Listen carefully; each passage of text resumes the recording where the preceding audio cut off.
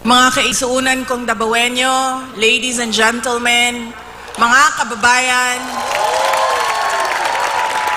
Assalamualaikum warahmatullahi wabarakatuh.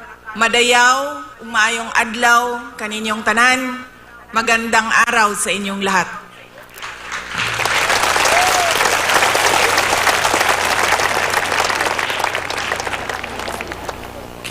Unahin ko po muna ang aking mga pagpapasalamat. Una po, ang aking pagpapasalamat sa Kingdom of Jesus Christ, sa inyong paanyaya sa akin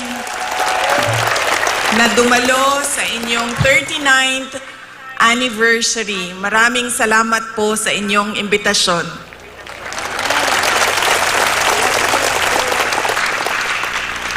Pangalawang pagpapasalamat ko po ay mula po sa akin personal.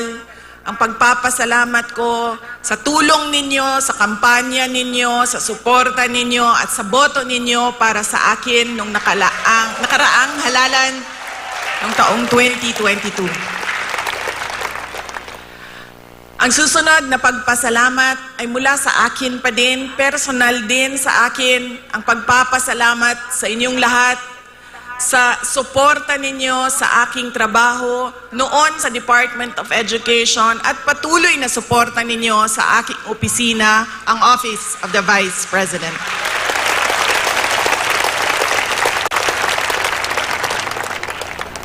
At ang huling pagpapasalamat ay mula po sa aming pamilya, ang pamilya Duterte. Napakalaki ng utang na loob namin sa inyong lahat, mga kababayan, sa pagkakataon na ibinibigay ninyo sa amin na makapaglingkod sa ating minamahal na Pilipinas. Maraming salamat po.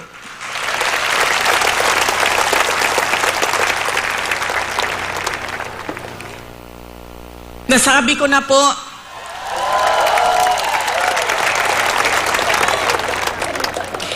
unahin ko po muna ang mga naririnig ko at narinig ko rin na nasabi ng miyembro ng Kingdom of Jesus Christ na sala manggunitanan ni Inday Sara ug nidagan pa siyang presidente dili ta magkalisod-lisod ani atong nasod.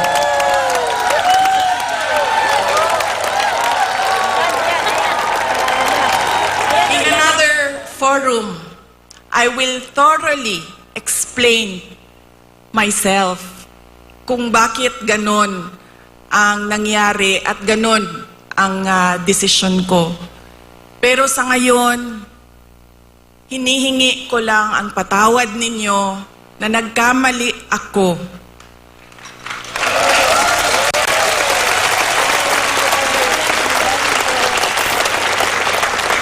Nagkamali ako sa paghingi ng tulong at suporta niyo para kay Pangulong Bongbong Marcos.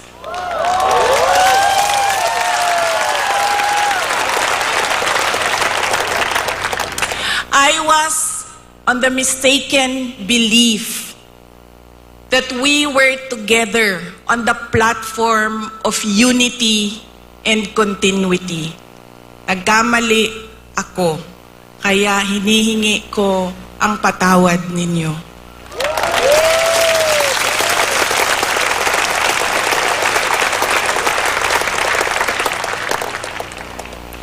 You know, this has been going on for 9 days, ang assault sa inyong Kingdom Nation.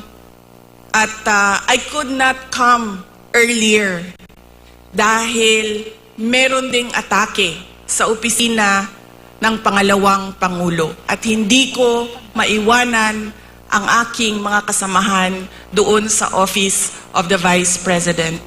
But always remember na wala man ako lagi sa mga masasayang araw ninyo, pero nandito ako lagi sa inyong kalungkutan. I will always be with you in your darkness. Bago ako pumunta dito, doon sa Manila, sinabihan ako, huwag kang lumapit sa KOJC dahil talo ka dyan. Kalaban mo administrasyon, kalaban mo dayuhan na superpower. Sabi ko, sa taong nagsabi sa akin noon, walang contest, hindi ako matatalo. Walang kompetisyon. Bakit ako matatalo? They may be a minority.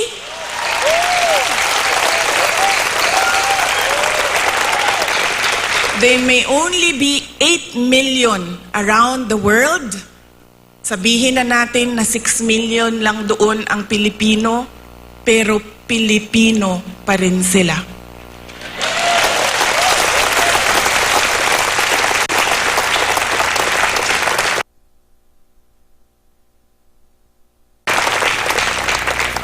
Noong ako ay naging Vice President, isa sa lagi na problema natin, hindi lang dito sa Davao City, but sa iba't ibang lugar ng Pilipinas, ay ang disaster response.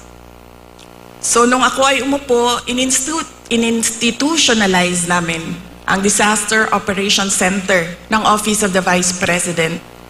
Ang aming paghahanda ay disaster response. Pinaghandaan namin ang baha, pinaghandaan namin ang delubyo, typhoon, pinaghandaan namin ang earthquake, lahat ng maisip mo na kalamidad, pinaghandaan namin. Pero, nasabi ko doon sa mga kasamahan ko sa Office of the Vice President, we have not prepared for a crisis such as the kingdom of Jesus Christ. So anong sabi ng libro natin dyan sa Disaster Operations Center? Ano ang dapat nating gawin sa krisis at disaster na ito? Lahat sila walang masagot. Kahit ako matagal, ako nag-isip kung ano ba ang response namin. Because this is a crisis. It is a disaster. And ano dapat ang tugon ng Office of the Vice President? At isa lang ang naisip ko.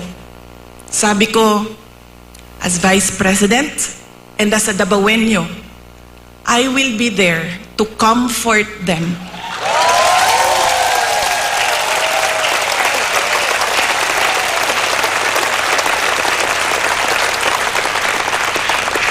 I have a moral obligation to assist them if they feel that they are persecuted. Kahit kukunti lang sila, trabaho ko yan bilang pangalawang Pangulo.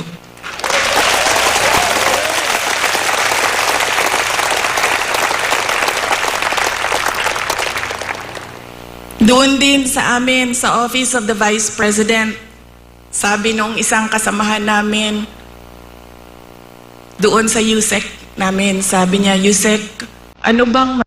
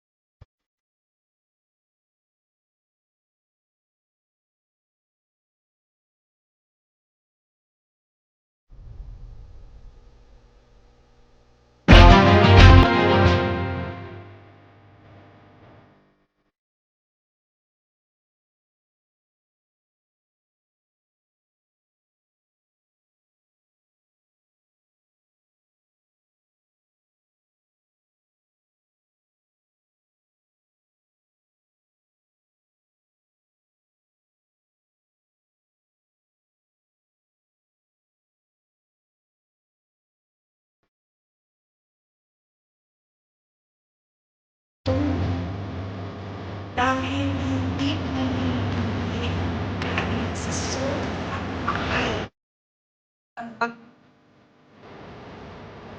dahil hindi na nila mabili ang pagkain sa sobrang mahal ng pagkain. 2 beses na lang kumakain sa isang araw. Yun ang kawawa. Sila ang dapat tulungan. Dumadami ang naghihirap sa ating bansa. Dumadami ang nahihirapan makahanap ng regular na trabaho. Sila ang totoong kawawa at kailangan ng tulong natin.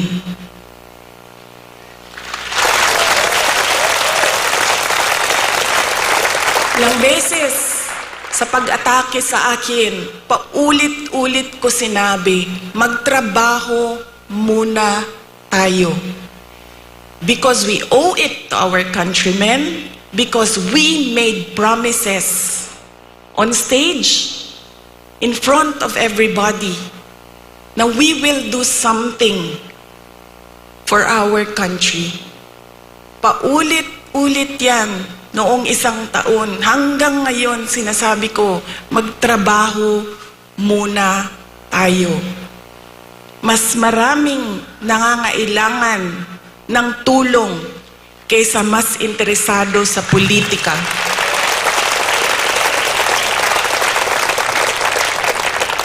Pero this night is not about me and my problems. Hindi ako kawawa. Mas kawawa ang mga kaibigan natin na natutulog sa politika.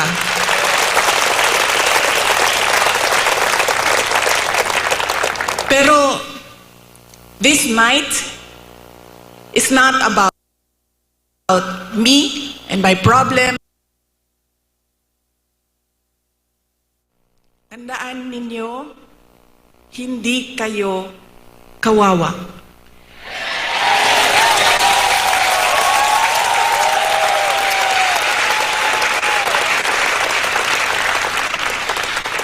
Tungod kay ang langit nung amahan naa pirmi kaninyo.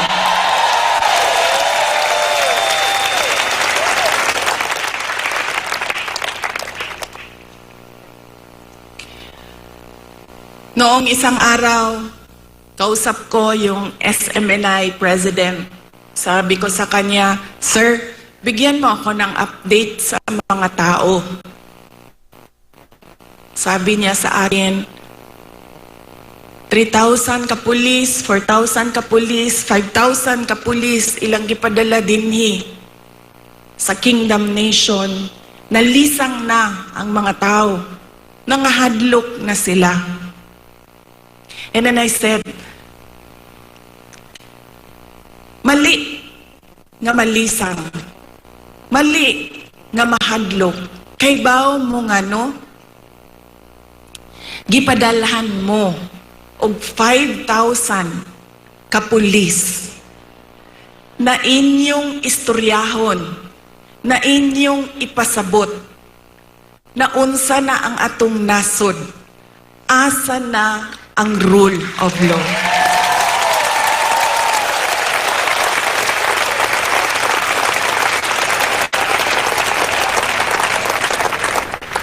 Ipadala sila dinhi para hadlokon mo, gipadala mo sa Ginoo para pasabton sila.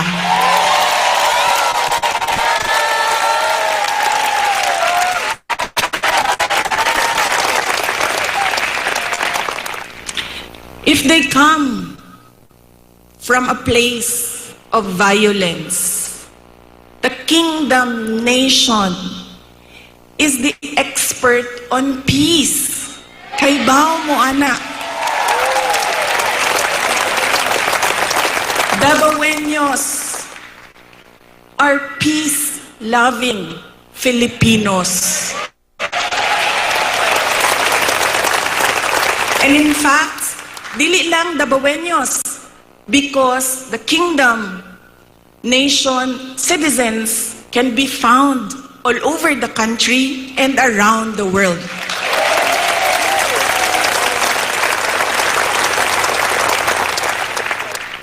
Kung ang gidala ni nila, if they bring you violence, Give them peace.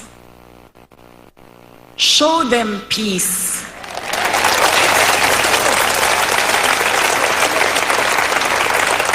Make them understand that this is not about me and you.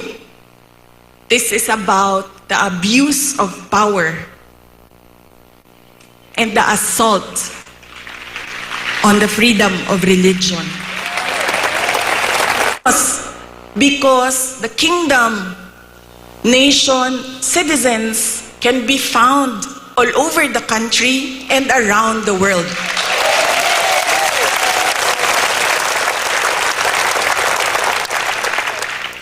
Kung ang gidalanin nila, if they bring you violence, give them peace. Show them peace.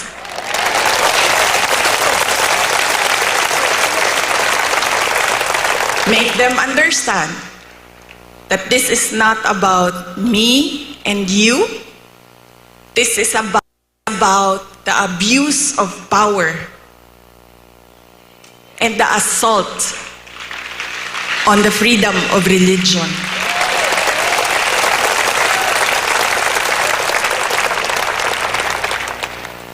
Violence, you have peace.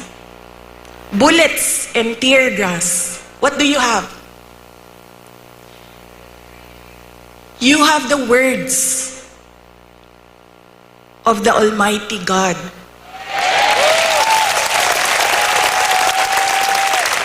You have the Bible. Padalhan mo nila og bala, tirahon mo og tear gas. Preach to them the words of God.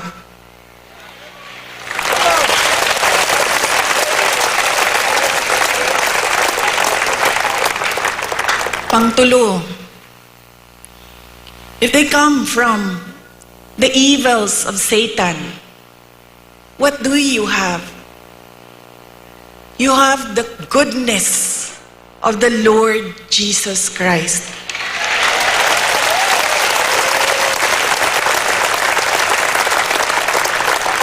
And always remember, kahit saan ka man pumunta, lahat nagsasabi, good triumphs over evil.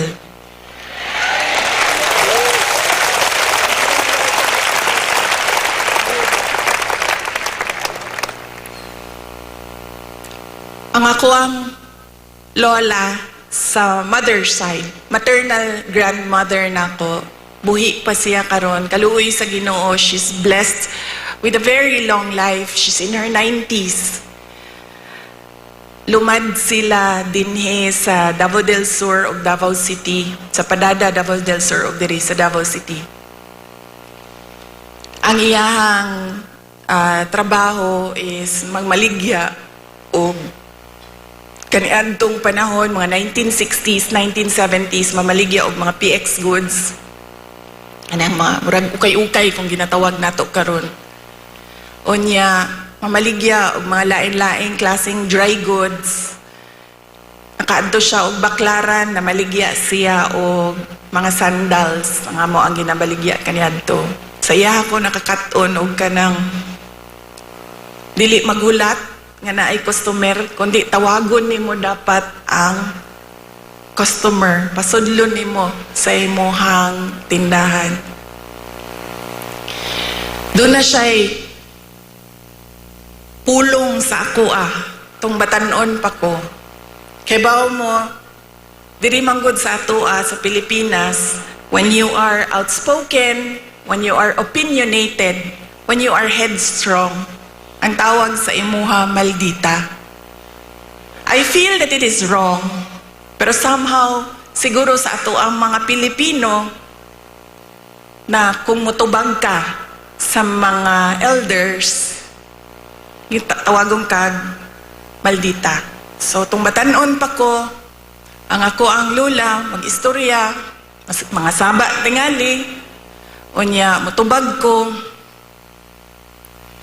mingon dayon na ang ako ang lula. Maghinay-hinay ka, Inday. Kay ang gaba sa motong kaganina. I know dili gyud ko makasulti when our preacher said love your enemy. Nag-ana lang gyud ko.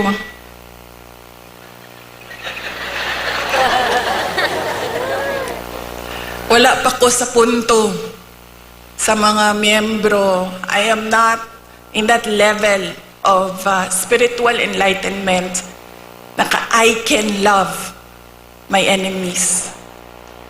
Wala pa ko sa inyong level. O to kaganina nag-ana ko.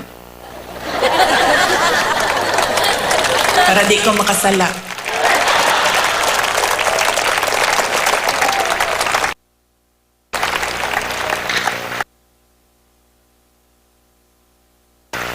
But you know,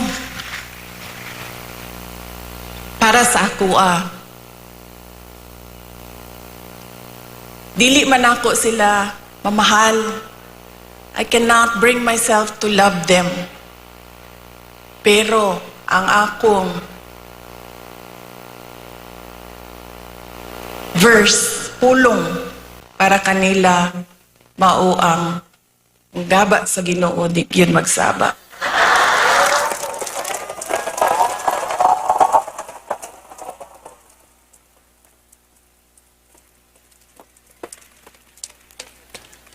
Mauna siya ang prinsipyo sa ako ang Lola Puring. And God will take care of you all the more because kamo, you can love your enemies. You can forgive. So you will gain victory.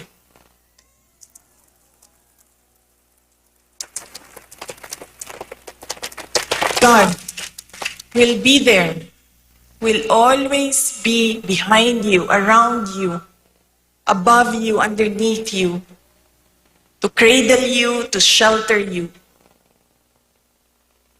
Because you know His power over all of us.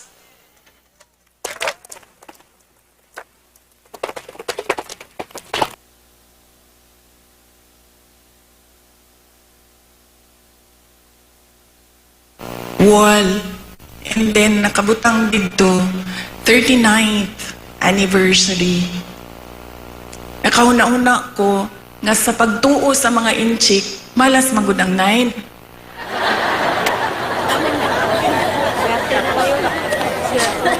Moto nakaanak ko, siguro sundon na to. Wala may mawala sa to Kung sundon na to ang tinuhuan sa mga inchik, nga dili gyud ka mag-celebrate og 9. So this is our 40th anniversary.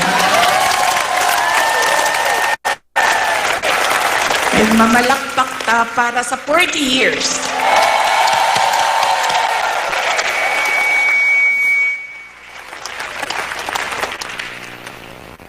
You have come a long way from 1 to almost or approximately 8 million around the world.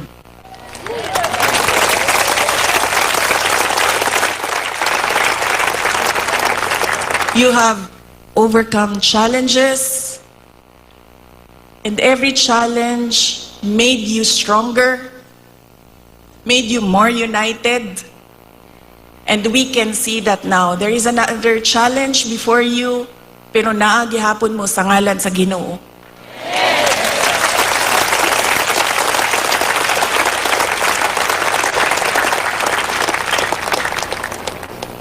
Ug sa tanaw nako, sa kadaghan, sa kalisod, ug sa kadaghan sa pandaot, ug sa kadaghan sa dili pagtuo sa inyo ug sa kadaghan sa kanang kansyaw ba sa inyong pagtuo. I think you will reach 100 years or more.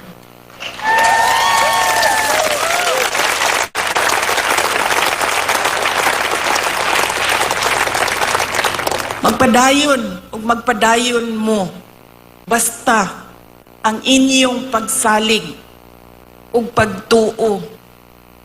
Hugot dinha sa Ginoo.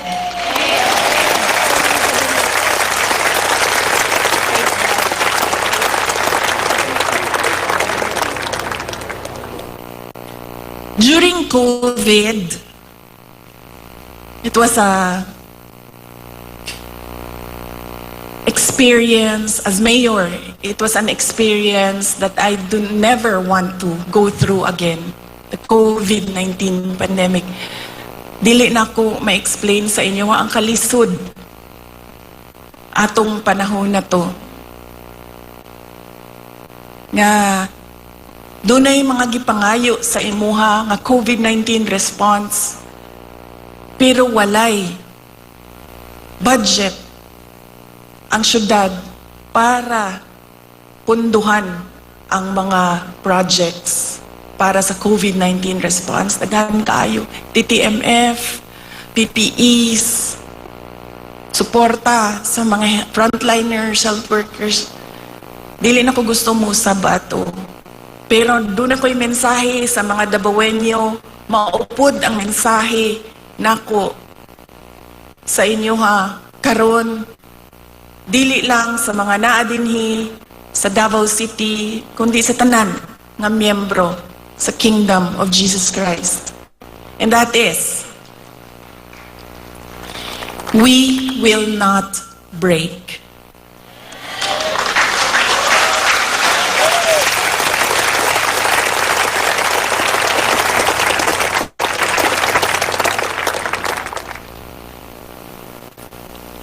On my way here, kaganina, nag-ingong ko nga,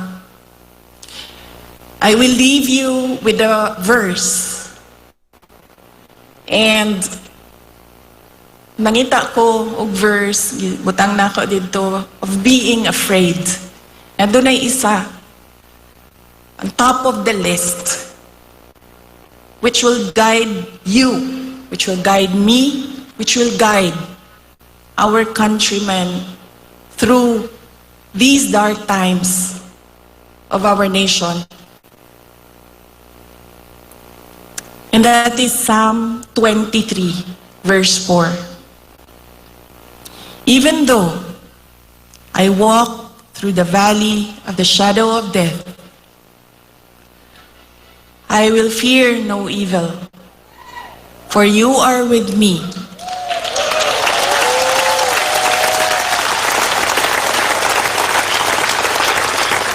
Your rod and your staff, they comfort me.